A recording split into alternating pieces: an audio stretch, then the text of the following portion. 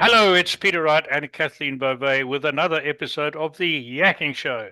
And this is a very interesting guest because she would be equally at home in both the Harmony channel and the Business channel.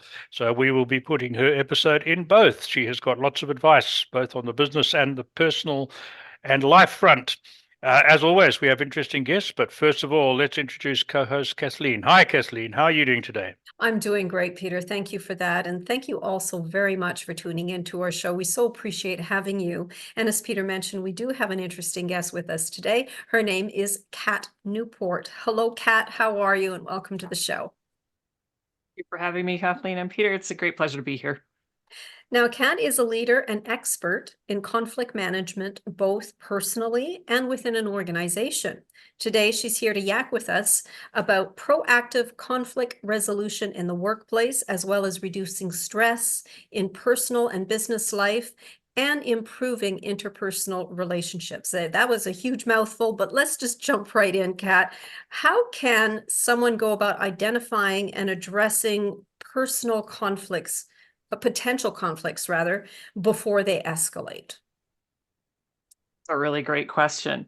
The biggest way, or I think the most important way to take a look at conflict and see that it's coming is to be aware of self.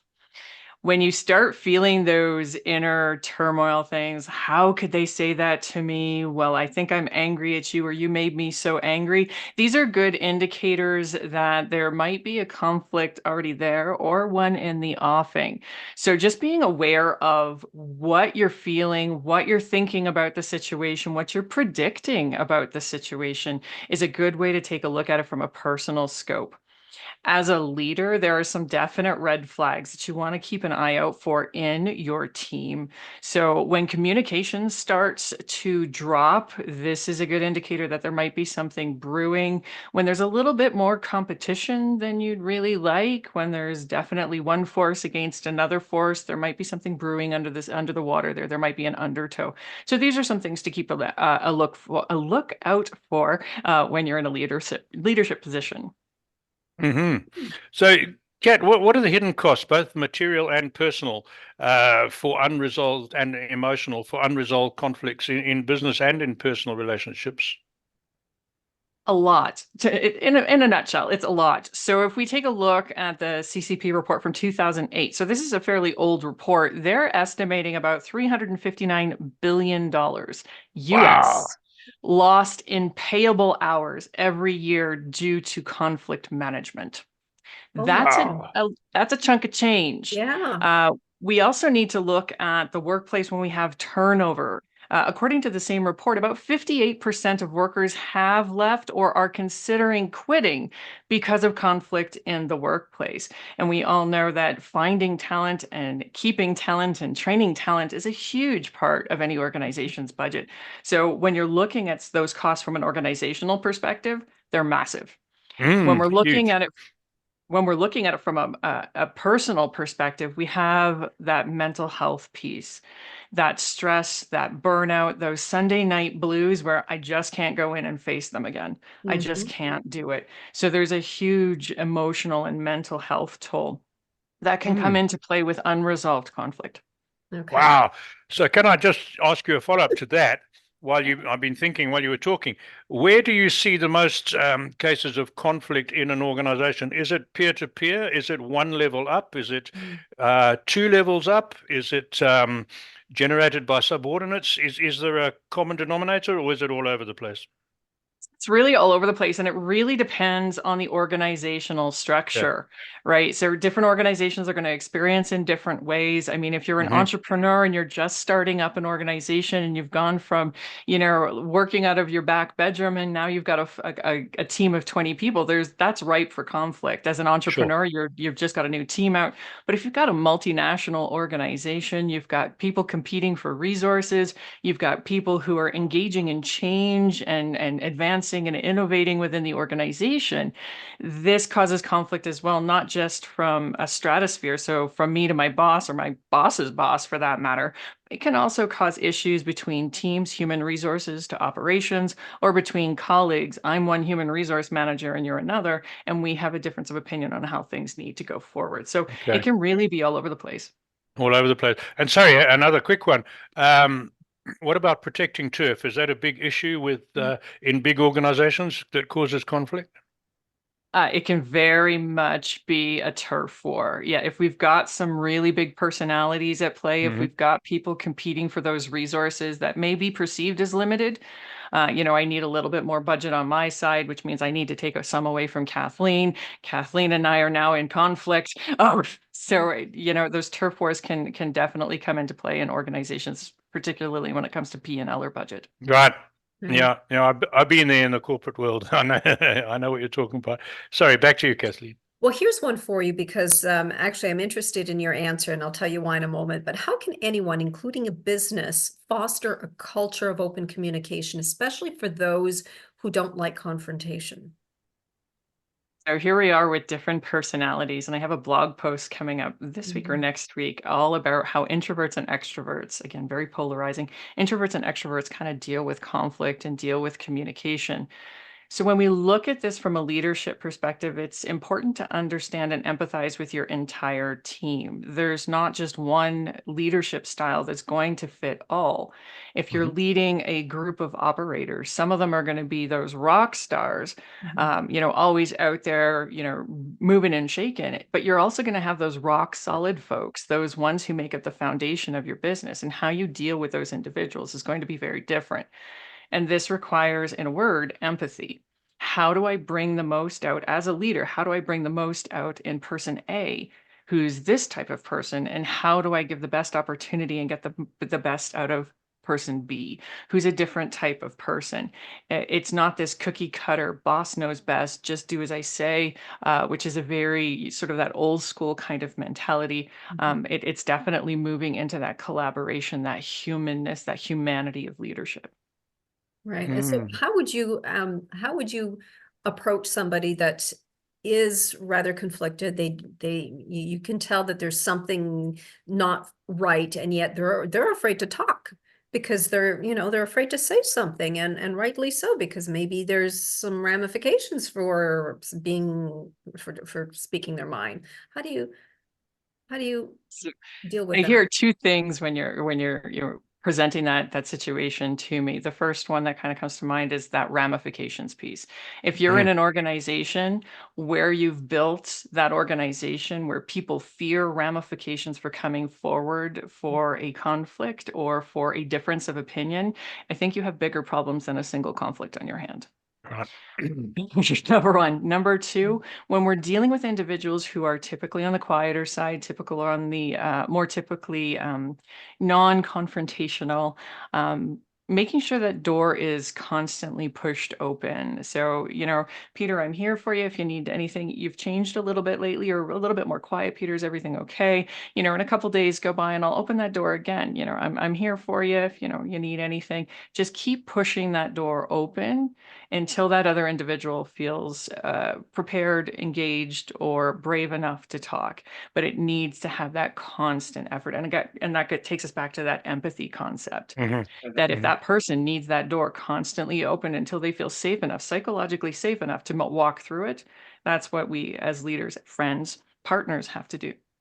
Okay. Yeah. Good. Good one. Good I point. once worked for an organization, a big organization that I could only describe as very toxic, to be honest, very toxic, because everybody was told that there'd have to be some cutbacks, that they'd be calling in a third-party consulting company to come in and analyze what everybody's roles were going to be, and basically watching them to see what they do.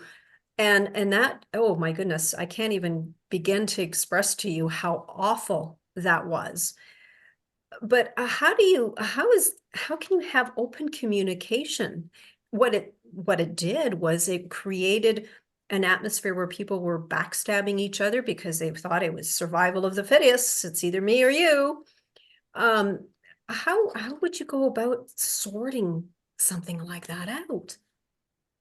So this comes to me in the form of change management. Managing the change in an effective way means being as open as possible. So what you're describing to me is a huge organizational change. This is a huge org shift. And I've seen this in my career. I've seen this with my clients where we're not going to tell anybody anything. We're just going to keep it all behind closed doors and just let the cards fall where they may. And this does create that horrible environment, that gladiator style, two men enter, one man leaves kind of thing, beyond Thunderdome kind of moment. If you can tell and keep that open communication from not just a leadership perspective, this is what we're doing as we move forward as an organization, but you also engage those people leaders. People want to hear from their supervisor what's happening, the person they have the most contact with in a position of authority, that they have that trust relationship with. So the CEO coming down and saying, yes, we're doing this wonderful change and it's going to be great, but we're not going to tell you what's going to happen. That message also has to come through their direct leader saying, yes, this change is happening. This is what I know about the change. This is how it's affecting our department or our group. This is how it's going to affect each of us. If you have any concerns, here's pushing that door open. If you have any concerns, come on through the door. This is what I've got. Today's a new day. This is the new information that comes out. Any questions? Here's the push door open. It's about managing that communication and making sure everybody's on the same page. Okay. Yeah, my corporate experience was back in the 80s and 90s, so I've got a lot of, and then from then on I work for myself, so I'm not up to date with current management practices. But would you say the environment for resolving and dealing with conflict in the workplace has improved over the years? I guess it's got a long time to go. Do you think we're on the right track? I don't know if improved is the right word. I'd say it's definitely changed. I mean, if Okay. we take a look at most organizations, you have up to 5 generations in the workplace. Sure. From boomers all the way down to our aughts here who are coming in. So we've got 5 different generations of people who've all been taught 5 different ways of dealing typically with conflict. So this is adding a layer of complexity in the workplace on dealing with conflict. We've got groups of people who want more communication, who want more information, who want more engagement, who want more empowerment. We've got the Gen Xers who are a little bit easier in dealing with that. Just put your nose to the grindstone, get her done. The business will take care of me kind of moment. We've got people who are used to making things happen and, do what you're told and don't ask any questions kind of mentality. So all of these things coming together in a workplace creates a huge opportunity for learning, a huge opportunity for conflict management improving over time. But until we all learn how to, manage that expectation of what conflict is, because a lot of people have a real challenge with that one, what conflict is and how we're going to work on that conflict together. It's always going to be a challenge. And I mean, only about 40% of employers put any investment into conflict management training for their team. So they have all these people who have all these different styles. And then we wonder why nobody's getting along. Why is there's fires going on? Sure. Can I ask you a question on personal ability to deal with confrontation? If one has faced and dealt with and survived fairly severe confrontation, and I'm talking, I lived on a different continent, I've had death threats, I've had guns pointed at me, I've been physically assaulted and all sorts of things, and survived. And really serious, nasty confrontation. Surviving that, does that prepare one better to handle confrontation and conflict in the future? Or is there a danger that may harden one into being heavy-handed? I'm really interested, not just from my personal side, but a lot of people have similar situations. It really depends on the individual. Some individuals will walk out of that environment going, yeah, I can manage anything. I can take on the world. I can storm the beach and everything will be fine. Other folks who come out of that situation walk out of it with severe mental health issues. The PTSD, the depressive states, all of these things, the severe anxiety that would come from managing conflict or experiencing conflict to that level. So Again, it depends on the individual. Okay. But the great thing about most workplaces and I'm not going to say all because I know it's still out there, most relationships is we're not facing that life or death situation Sure. on a Sure. typical basis. And when I do my workshops and that kind of thing, this is actually one of the questions I get quite a bit. Well, what if they get angry and what if they get violent? Violence is there. Violence is something we do have to be aware of. However, most conflicts never ever go down that road. Sure. Never even get Sure. close to going down that road. Right. Sure. I'm just going to add, I agree 100% what you're saying, and it depends on the individual. I found living through those, I'm no longer afraid of saying something that needs to be said because I don't like conflict. Obviously, we're talking about much milder situations. So a couple of the organizations I'm involved with put me up as the front man because they know I've got thick skin and can handle the conflict. That was the background to my answer. Do you think resolving at one level helps one with the next level? That's what I'm trying to say.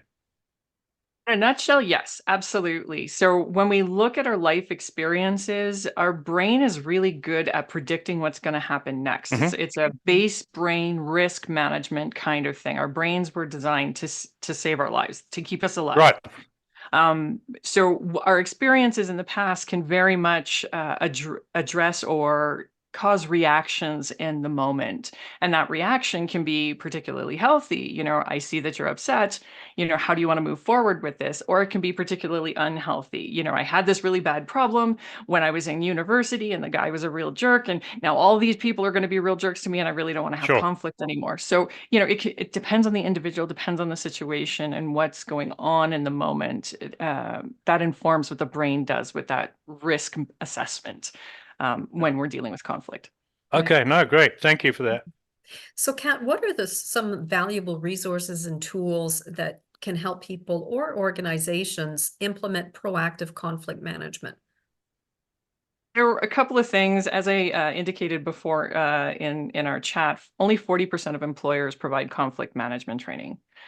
One of the easiest ways to avoid conflict is to have a common concept of what conflict is and a common way of dealing with conflict in the moment. If you're setting up your organization that, yes, we proactively deal with conflict and it's a safe space to have a difference of opinion, which is technically all the conflict is, it's going to be a little bit easier for your organization to move forward. So I can't stress enough that getting that common language is going to be important. Right. Becoming more self-aware of those reactions that you do have. So when your brain starts predicting, try and find that pause button, even if it's just for a few seconds, as opposed to going into the old conflict management habits. Just go, whoa, hang on a second. I'm going to choose to do something different. So making sure that you're self-aware of what's coming up. And you'll see this especially in personal relationships where you're a lot more comfortable, you're a lot more closer to the individual. Some of those nasty habits can kind of come to the surface a little bit faster than we would like. So that's another one.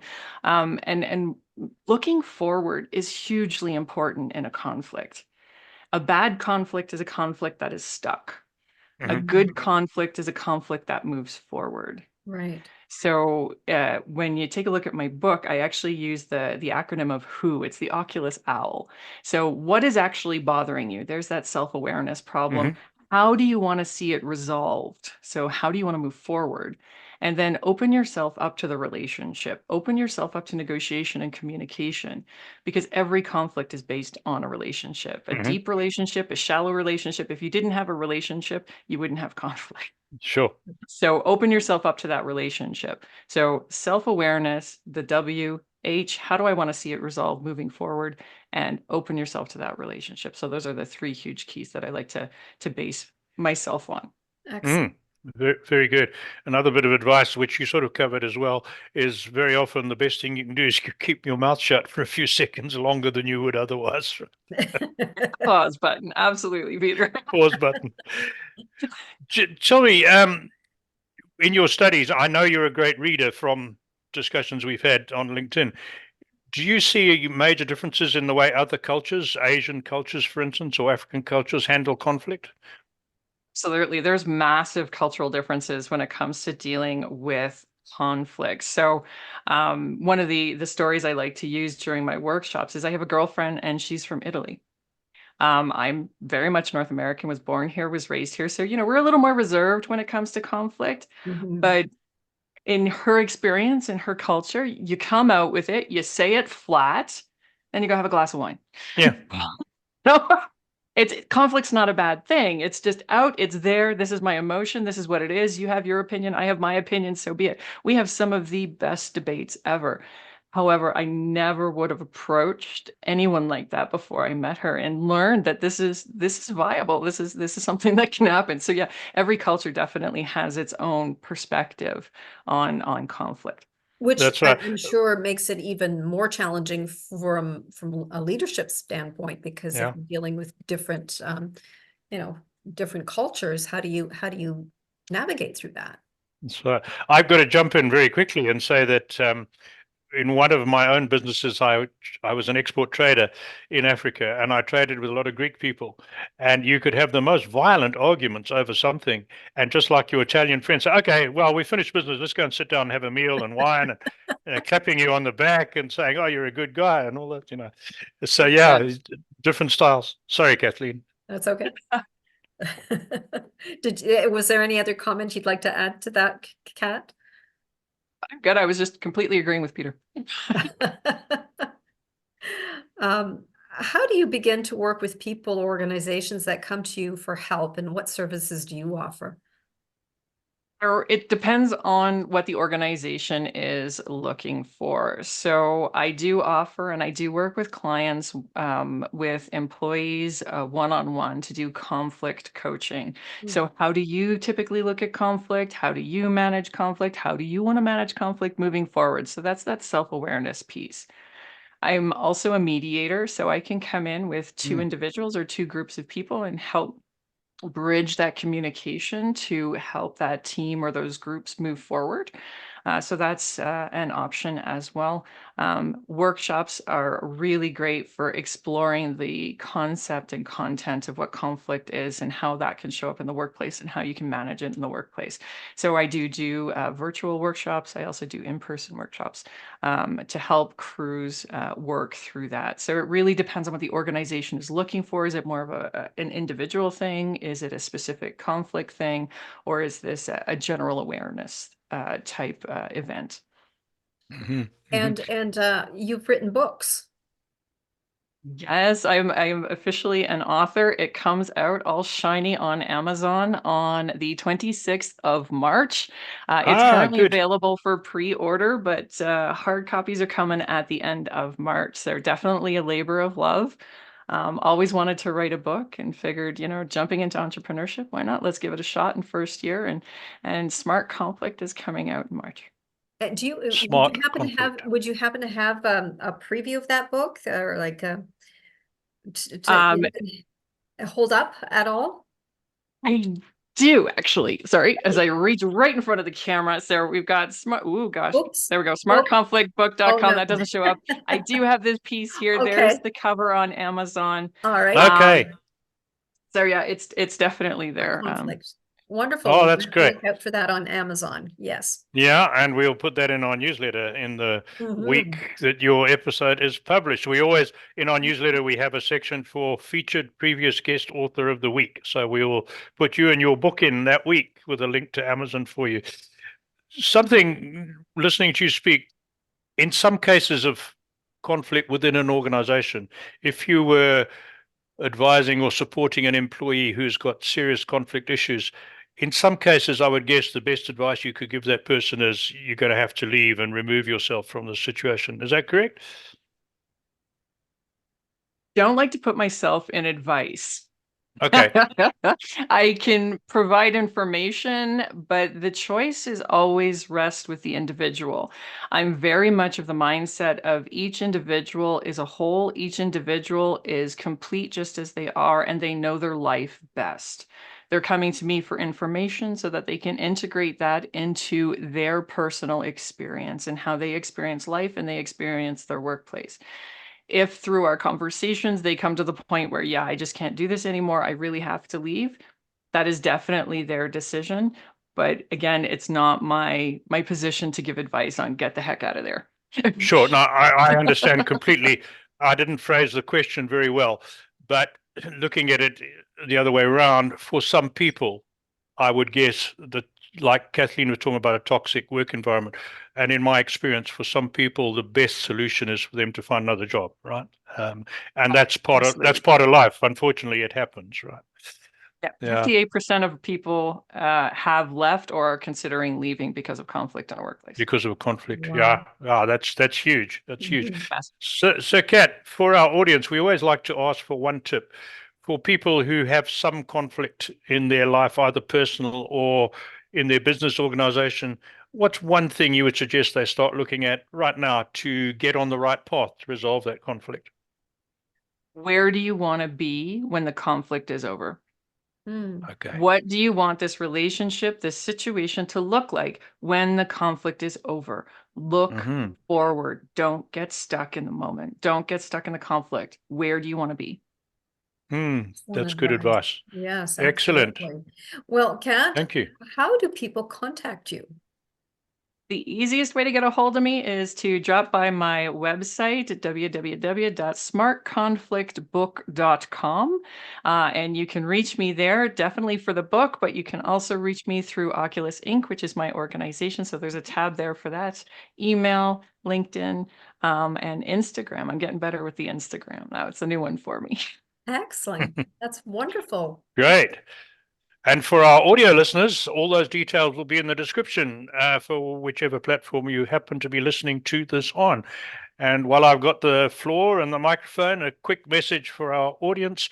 You've just heard another really interesting and valuable guest. To make sure you don't miss out on our future guests, sign up for our newsletter. Hop onto our website, theyakkingshow.com. There's a form on the front page. We only send you one email a week. We don't overload your inbox, but at least then you'll be in the picture. You'll know who's coming this week, who's coming next week, and who's a good author. Thank you for listening. Kat, thank you for being with us today. Excuse me. Back Thank to you so much for Kathleen. having me. Yes, it was wonderful having you on the show today, Kat. Thank you. And thank you all once again for tuning into our show. If anyone is interested in being a guest on our show, we invite you to visit us at theyakkingshow.com. All you need to do is click on the contacts tab where you will find a short application form, and we'd love to hear from you. So until next time, take care, everyone. Bye-bye. Bye.